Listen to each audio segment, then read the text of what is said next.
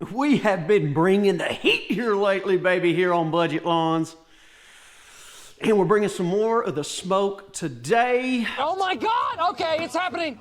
Everybody stay calm. What's the procedure, everyone? But a different kind of smoke, okay? If you've been following along, you know what I'm talking about.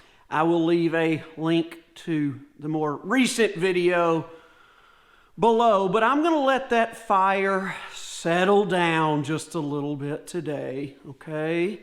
Now, I've gotten some blowback over that, and I'm sure I'll get more. It's funny how the ones that poke at you, you poke back at them, and no matter how bad they try to act like they are and act like it doesn't bother them. Oh, it does. It bothers them. I know it does. I'm sure they are scheming right now. Pardon me, sir. I have an idea. Sure, I'm probably right in the center of the target. Today, we're going to talk about how you can get something else heated up, not just the discussion, but your home, okay? Because for many of us, it has cooled off, and I shouldn't say cooled off, it has just downright been frigid through this last part of December to finish off the year. And you might find yourself with a really high gas or electric bill to keep your house warm, or just not being able to keep it warm at all. We're going to talk about 5 ways you can keep your house warmer during these cold, frigid months ahead. Okay? If you like this information and you want to hear more than just lawn tips and lawn crap and lawn stuff, give me a thumbs up, comment down below and let me know. If it's your first time here, I hope it's not your last. I hope you'll subscribe and join us more often. All that stuff really does help out the channel, not to mention it motivates me to do this, to keep bringing you more content. Well, here's the first thing. I guess this first thing doesn't really help warm up your house, but it's a tip that you need to heed if it gets frigidly cold like it has been recently. We got down to around 0 with wind chills around negative 20 something. And when it happens like that, you have to be cautious about your pipes freezing over and bursting. So the easiest way you can prevent that is just open up some of your cabinet doors. Leave those faucets just barely dripping. A little bit of slow moving water won't freeze as fast as just water sitting there in your pipes, and those open cabinets will let warmer air come in and keep them from freezing over. So we don't just want to keep ourselves warm, we got to keep our pipes warm. What else can we do in our homes to keep things a little bit more comfortable? Did you know on most ceiling fans, there's a little switch on there?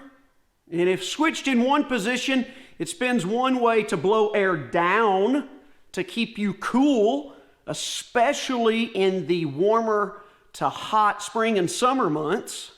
But if you flip that little switch, it will reverse the direction of the fan and will actually draw air up to the ceiling. And guess what? That actually has a bit of a warming effect on you. So if you turn your ceiling fan off in the cold months thinking you're wasting energy by leaving it on, just flip that switch, change the direction, let it draw some air up and actually help warm your home. That's tip number 2. How about number 3? This is something we have been doing religiously during these super cold months. Right before I go to bed at night or after the sun goes down and it starts getting the coldest, I will go shut all the blinds. I'll shut those blinds because with them closed, that's just acting as another bit of insulation over the glass and keeping that warmest air inside the home from escaping.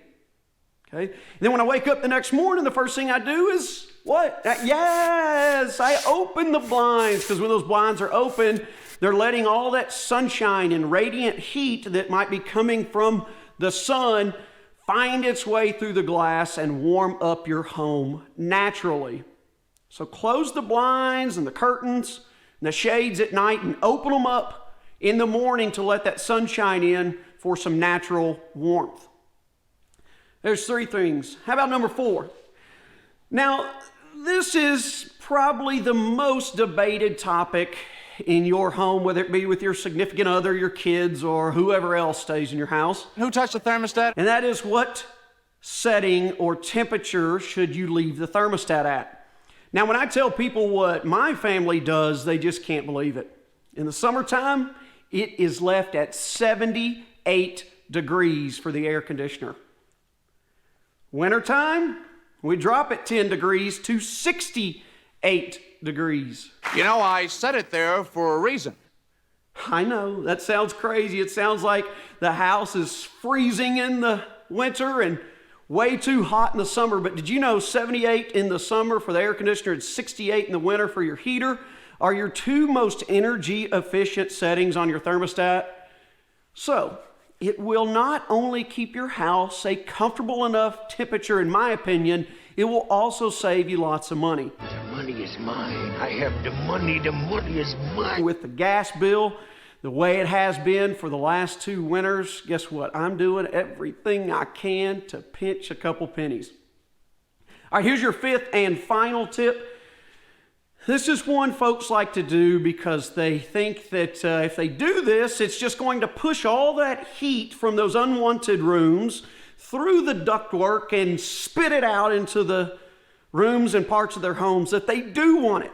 So they'll go in those rooms that they're not often in and shut their vents, thinking that's going to direct the heat to other parts of the home. Sure, can you do this? Yeah, I suppose. It's probably better to not shut them off all the way, but to maybe partially shut them off. Still leave a little bit of opening for some of that heat to come out, because your system is designed to heat your house as a whole, not just specific parts of it. So maybe just closing them off a little bit and not all the way might be your better option, because it's not typically advised to close them off all the way, okay? Now, another thing I'll do is I'll open like my pantry door. There's a vent in there, and if I keep that pantry door closed, that room gets super hot, and it's just a waste of heat, so I'll leave it open to let that air come out instead of getting trapped. But overall, you want to leave your vents the way they are, close them off a pinch if you want to, and let the system heat and cool your house as a whole, because that is what it's designed to do. All right, my friends, it's super cold out there. I hope you are able to stay warm this winter, and I hope these simple tips will help you out along the way. Again, if you want to hear more stuff like this on the channel, give me your feedback. Without your feedback, I don't know what you're looking for other than what I want to make, and I want to make sure that what I make is what you want. Okay, you guys are not going to regret this. We're going to get so much more activities done. That's going to do it for this episode of Budget Lawns. I appreciate you joining me as always, and we will see you next time.